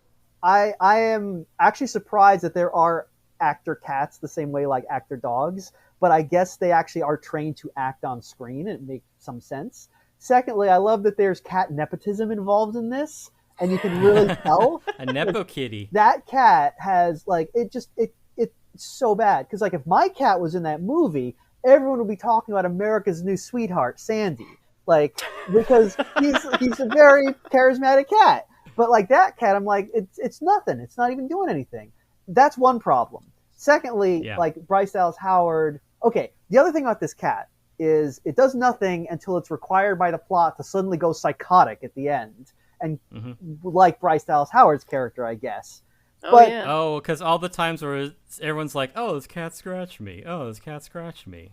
Yeah, but like it doesn't carry through. No, it's just like, look, we need to say the thing because it isn't happening on screen. Yes, and as we know, cats are correlated strongly with women and are female symbols, especially if you're a serial killer. That is true. That is true. And sometimes, it would be really cool if a woman could be a serial killer. I think that'd be pretty badass. Hey, girl boss. Yeah. Coming from Apple TV Plus. But here's another question about the cat, okay? The cat is not her cat because Sam Rockwell says that the actual real Bryce Dallas Howard hates cats and is a dog person. And we know that it's not her cat because we see the bad guys, when they brainwash her, they bring her this cat and they're like, this is your cat. We're going to brainwash you to like this cat. And then it's like, why? Because is the cat important in any way? Is like the secret MacGuffin in the cat? No, it's not. There's no reason. They just brainwash her to like this cat for absolutely no reason. There's a screenwriting book that tells you to save the cat. So yeah, but then put it in. Then throughout the movie, like later on, when like we see with Bryan Cranston, he's like, I got this cat. And she's like, I don't care. Get rid of that cat. And it's like, okay, why? Wait, he knows that she doesn't like the cat because he brainwashed her to like the cat. Why is he trying to none of it makes any sense. And it's just like, so the whole movie I'm trying to figure out. And then at the end, she does still like the cat because you can see he's still there and she's affectionate to the cat. But it's like, but is that real? Because the real version of the person doesn't. So this part of the brainwashing is still sticking, even though she is no longer brainwashed to like the cat. So the cat isn't for any of the characters. The cat is for the audience. Yes, the cat, and that's the thing. And again, exactly. When I went to see this movie and I came out, my brother, the first thing he said was, "Oh, they put the cat into just for women." And I was like, "Yes, duh. You've learned that demographics exist. Wow, that's not the problem with the movie. The problem is this is why we don't hang out." Yeah, this is the thing. They did that, right? Like, obviously, I knew that. Like, oh, it's a rom-com. They want women to go to a rom-com. What a shock! So they put a cat in it. Perfect, good. But then they make every character act like they don't care about the cat, and it's like, how? Because like my sister, the huge cat person, said that like the moment when Bryce Dallas Howard did not go back for the cat, she completely checked out of the movie. She's like, well, fuck you then, you know? And it's like, yeah, so you've basically made a movie for cat lovers and made it so that it will piss off cat lovers and they'll hate it. What's the point? You might as well make the movie where like we're going to make a movie to get Swifties in, and then halfway through the movie they say, by the way, Taylor Swift sucks. Listen to Billie Eilish instead. Yeah, pretty mid. Well, and that's another reason why this movie was made by They Live style alien psychopaths, is because it's they chasing can't demographics without any idea of why. Yeah, Yes. It's like, oh well, like people, mostly women, appear to like these animals. It would be good to put a quirky kind of this type of animal in the screen. Let's make it a Scottish fold. Like we see those a lot on social media. Right. Yeah. So hot right now. Yeah. Yes. This is like Cats are one. But Oh, this is also a movie made by people who do not engage with their own pets. Like they don't walk their own dogs. no. Yeah, no. the cat was put to sleep after. This movie failed. They hired No. one of the representatives to shoot it. This cat is going to pay for the failure of the Kingsman Argylle. Oops, I give away the twist that it's connected to Kingsman. No one cares. Okay. There's another very important aspect of this film that we have completely ignored. Actually, is there anything else? I want to say the connection to Kingsman. Like this is down some like Inception level. Like Lightspeed is the movie about the actual characters based on the toy from the other movie. It's like it disappears up its own ass at that point. But anyway, well, I do like at the end when like Henry Cavill shows up and he's like, "I bet you're having questions for me," and it's like, who? What? Oh, I got questions, Henry. It's like what? Okay. Yeah, like he shows up with a weird curly mullet and a yellow shirt, which apparently means something to someone. Yeah. I don't know because I again do not give a single fuck about Kingsman. There are No. like some we've talked about the strange fashion choices in this film. With Bryce Dallas Howard's dress and just in general. The other weird thing is when Sam Rockwell shows up in the first scene, he's kind of got long hair, got a scruffy beard, and it's like, oh, I get it. He's supposed to be like a foil to the perfect Argylle played by Henry Cavill that's in Bryce Dallas Howard's imagination, right? I get it. Mm-hmm. And then immediately after that first scene, he cuts his hair and shaves his beard. And it's like, oh, okay, why? I mean, now, is he supposed to look hot now? Because he just looks like a guy now. Like, he actually had some character before. Now he just looks like a guy. And it's funny, too, because the implication, of course, because his character sort of doubles Henry Cavill in the mind of the author, L.A. Conway. Like, I get that people have their sort of puerile fantasies about power fantasies, like lived out by perfect people, and Henry Cavill is certainly, chiseled. But yeah, it feels like another example of the contempt this movie has for regular people, where it's like, yeah, well, I know you really want to see Henry Cavill, but we're going to give you this. Admittedly, Sam Rockwell's a good actor, but, hey, he's not much to look at, right? It's like, okay.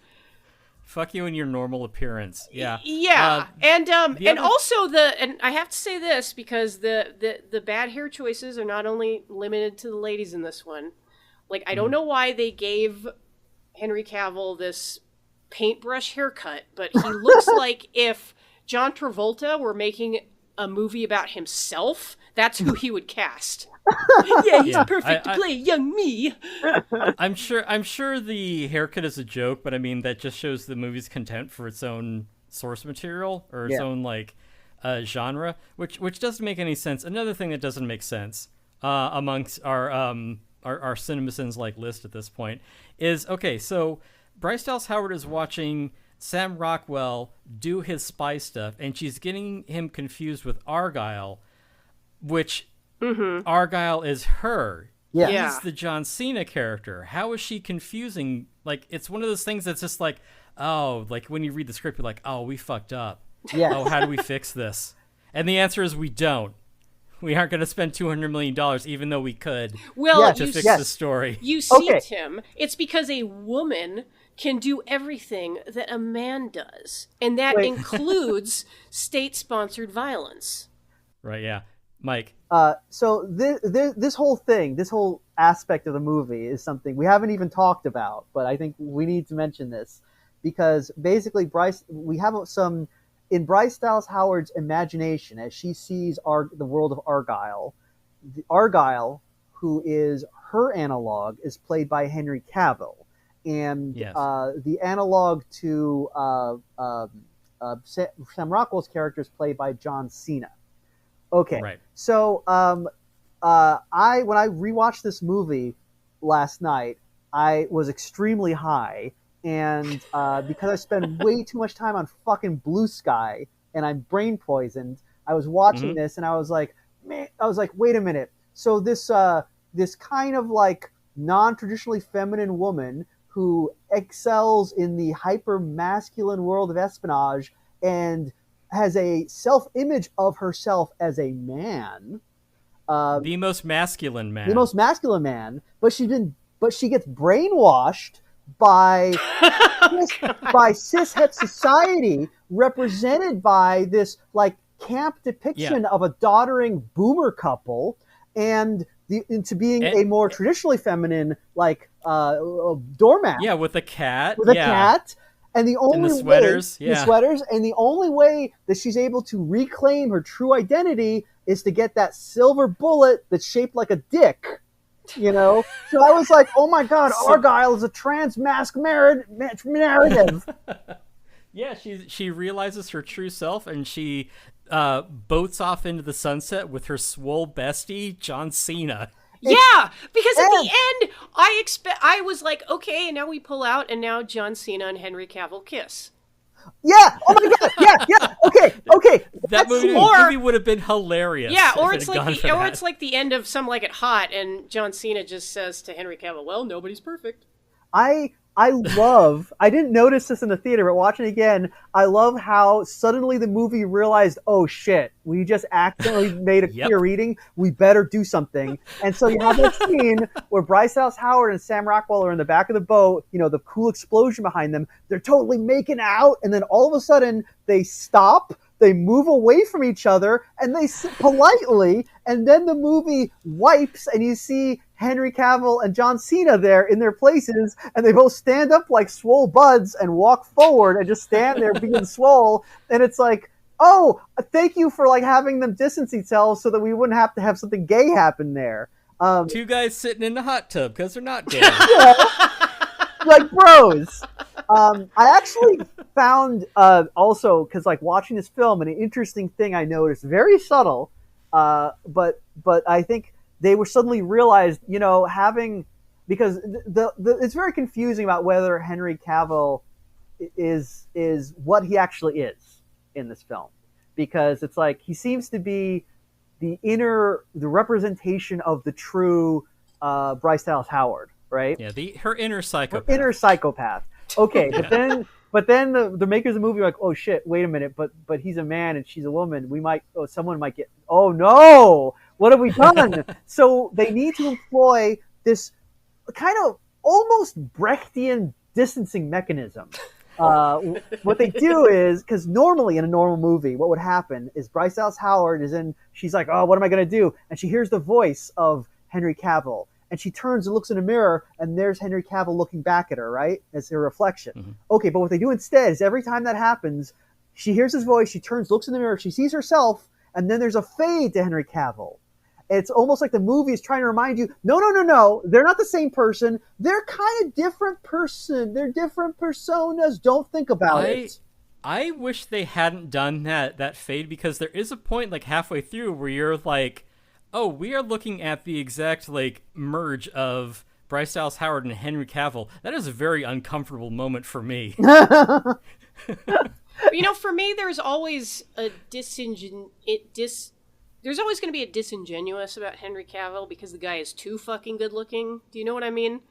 Like, well, yeah, I mean, ideally that's why he was cast as this like perfect spy character, but the movie like loses the plot of even that simple idea. Yeah. Yeah, like oh, isn't this spy shit so corny and ridiculous? Oh no, wait, like actually a woman can do this, and I can do it I can better be than as the guys. corny and ridiculous as any man. Yes. Now, Right.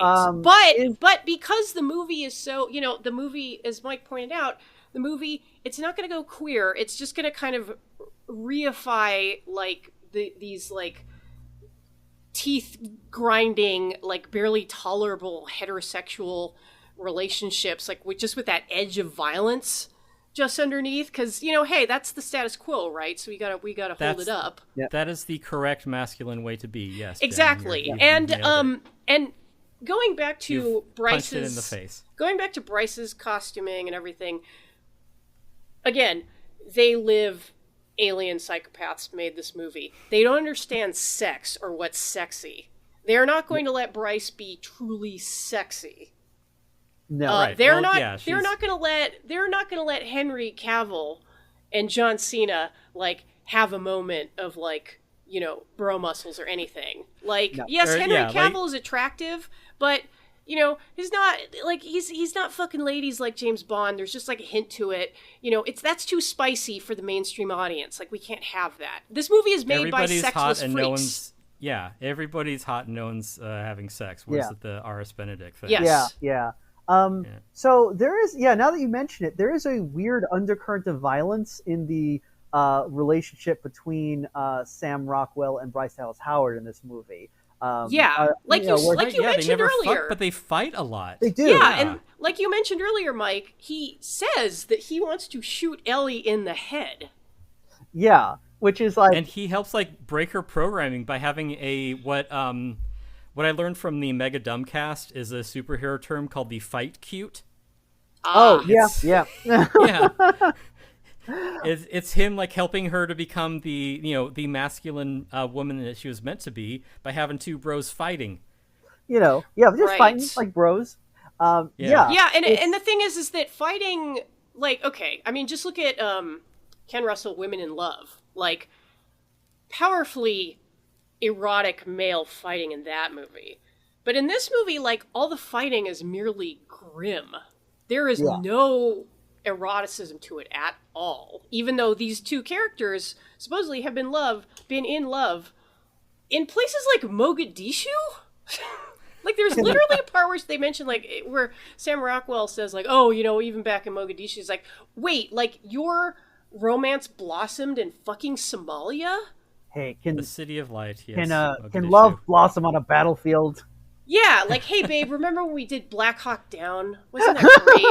Like, what? But again, it's people who, like, it's a movie for the kind of people who are like, oh, well, I just had to vote for Buttigieg because he's so accomplished. I do feel he was in the CIA. Look, human emotions can be faked and reduced down to a numerical algorithm, and you can inject them into your story, and then Apple will put up a bunch of money for it because they don't know what the fuck they're doing. Yeah. Well, I kind of was, when I was watching this film. I mean, artistically, technically they do, but so there's like all the actors in this are competent actors who I have seen do good work in other films. Bryce Dallas Howard and Sam Rockwell like really have no chemistry in this film, and it's kind of, I mean, I think part of it is because their characters keep changing from scene to scene, so they have nothing to work with. At least just say the lines. What else is there to it? Like that's the thing is Bryan Cranston and Catherine O'Hara, their characters are actually easy to grasp even because they have a distinct switch where they're like, now good, now you're evil, whereas Sam Rockwell and Bryce Dallas Howard are like, you're both these mushy amalgamations that like shift constantly throughout the film, and we have never are able to get a handle on. In fact, so I feel like the actors don't even know. They don't even know. They're like, it's like in Indiana Jones and the Temple of the Crystal Skull, when that guy who plays Mac is trying to explain his character. He's a double agent who forgets what side he's working for. I recall a different Indiana Jones line. I don't know. I'm making this up as I go along. Well, I will say that Bryce Dallas Howard does fall squarely into the Willie Scott tradition.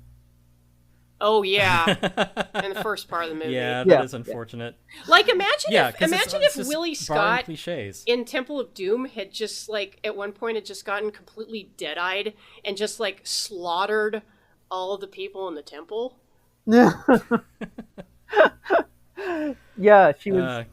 Yeah, you know that's Argylle. That's our guy, Guile. That's our gal or guy, our guy or gal. Holy shit! I think we just broke this. Hey, speaking of what a great how do you like that great twist? Argylle actually are Kyle. Oh, for fuck's sake! Pretty great, huh? You can tell that she's a writer because wordplay like that don't come along every day. That is some like I mean that is some real smart shit. I was like, I can't think of an example. I can't think of a smart way to say it. It's like, damn, took her all day to think of that one. I think it's an MST reference. I'll put one in the swear jar. I think it's subliterate wordplay. I guess who else is in this movie? We've got like Samuel L. Jackson. Is he? I guess he's not bad in it. He's also, not got much to work with. The way that he's presented in this movie, I know I keep saying Apple TV Plus ass shit, but when you're introduced to his character, like the reveal of him like opening the door is and it's supposed to be like, oh well, because Bryce has done so much research, he instantly recognizes the deputy director of the CIA. What kind of psycho do you have to be like, oh my god, the former deputy director of the CIA? Oh, I'm flushed. Like, what the fuck? And then way... And that's a little hypocritical, Jen, because I think some of your mutuals would do that. I mean, maybe, I don't know. But his close-up when he emerges isn't even like, oh, this is this character. It's like, hey, Samuel Jackson, huh? He's been in like more than 300 movies. Sam Jackson. It's like the reveal is that it's Samuel L. Jackson. Every character in this is like that. Yeah. And there's another character that I guarantee you have forgotten about. Richard E. Grant is in this. Yeah, for like 2 seconds. Oh, who's he? Right, yeah. But yeah, they keep throwing characters at you so you forget that, or they keep throwing actors at you so you forget that there aren't characters in this movie. Yeah. They're actors that you love. The reveal of Samuel Jackson is great because it happens and you're like, hey, it's Samuel Jackson, that guy that I know is in the movie because his name is in the credits. It's like, this was not like Seven, they didn't like they didn't hide it. They didn't like tell him don't reveal the secret ending, Yeah, and he gives like an enigmatic speech like you're supposed to when you have an A-list character show up in a minor role to try to explain things, except there's nothing to explain, so we learn some esoterica about vineyards. Oh, well, that's another sop to the bourgeois women watching this on their Apple TV devices. All the wine moms are like, wine! Yeah. Because they're watching this movie and they see that scene like, oh, it sounds like it's wine o'clock. Isn't alcoholism just so cute? Oh, it's like a little quirk I have that I drink too much. It quiets the voices, yes. Samuel... and they mentioned Pinot Noir, which, like, if I said, hey, think of a wine, it's gonna be like, Pinot Noir. Like, okay. You just want Paul Giamatti's character from Sideways to show up and just be like, oh, fuck you people. Well, the Pinot Noir is one of the oldest grapes, goes back to the Romans. But have you ever wondered why the taste of the grape in France is so different from one grown in, say, Napa or Tuscany? It's because you won't... Because your character doesn't have anything to do? Yeah, pretty much. No, it's because the grape... It's affected by its environment, so you don't know the wine till you know where it's been. This, I think, is relevant to... when you're watching it, I was like, oh, I guess that's relevant to, like, what's-her-face's character arc, Bryce Dallas Howard's character arc. Yeah. It's also relevant to literally every character arc ever in every movie. It's like, oh, did you know that you're formed by your experiences? Yeah, I did, actually. Thanks. What journey is this grape going on? It's like, did you know you're the product of your environment? Wow, that's some deep shit, Samuel Jackson. There's some psychiatrists in the turn of the last century who are going to have their minds blown. I also have to point out that Samuel Jackson completely wasted in this, but he sits in a room. He really, luckily he watches the game. He's put to much more good use in a more recent film, the Garfield movie, where he does a charming about turn as Garfield's dad, and I highly recommend it. He is a delight in that film, playing against type. Damn, Mike, you sold out. One of the things that I had wanted to mention earlier, because Mike was talking about the part with the music box and how the sound effects or sound editing in it sucks because the music is supposed to stop while she winds up the box again, but she doesn't and it keeps going, so they just have to amp up the winding sound instead. And you'll notice that every time there's a fight scene, if they couldn't be less subtle if they just had giant red letters flash on the screen fight scene, because the music is immediately cranked up to 11, like, hey, get excited, we're doing an action scene right now. And not just the music in the action scenes to be like, hey everyone, like, we're gonna shake our keys at you so you feel like you're having fun, but even in like the mundane scenes, you will notice that the score is doing so much of the like dramatic lifting in these scenes, because like it isn't carried by any of the like bland just like rote dialogue, but the music is there to tell you this scene is really sad, this character is really worried, this is tense, this is scary, this is whatever. But none of that is being carried by the story, which is why just like, oh, we're having a fight scene. Well, don't edit it in an interesting way. We have no idea what the stakes are. We're just going to choreograph something. We're just going to have a bunch of random goons get shot, but be sure and crank whatever disco amalgam song this is. Just crank that to the max, and then we'll get through this fight scene, and then we'll move on to whatever's next. Yeah. Because you're not invested in anything that happens. It is, yeah. Also, the music in this is very forgettable, instantly forgettable. They needed to license some fucking Taylor Swift songs for this thing. Yeah, one of them has like some theme, but I even forgot what it is. It was, it could have been "You Got the Touch," although that was actually a memorable song. Yeah. Well, but it was that Craven. You know what movie has remarkably memorable music? If you say the Garfield movie. Oh my God! In fact, you're done. Cut his mic. Yeah. Just saying, the Garfield movie is so good that they actually cut out the most banger song of all. You only hear them in the closing credits. So everybody, I would say, run. Don't walk. Run to your nearest theater and get yourself a ticket to see the Garfield movie while you can. You won't regret it. Does it star a folded-eared, dead-eyed, inert gray cat? No, it stars your friend and mine, Garfield, the fat cat in his third big screen film, first computer animated debut, played by funny man Chris Pratt. And I say this with no love for Chris Pratt, but amazingly, he disappears into the role. Best Garfield since Lorenzo Music. No shade to Frank Welker, but like Chris Pratt is where it's at.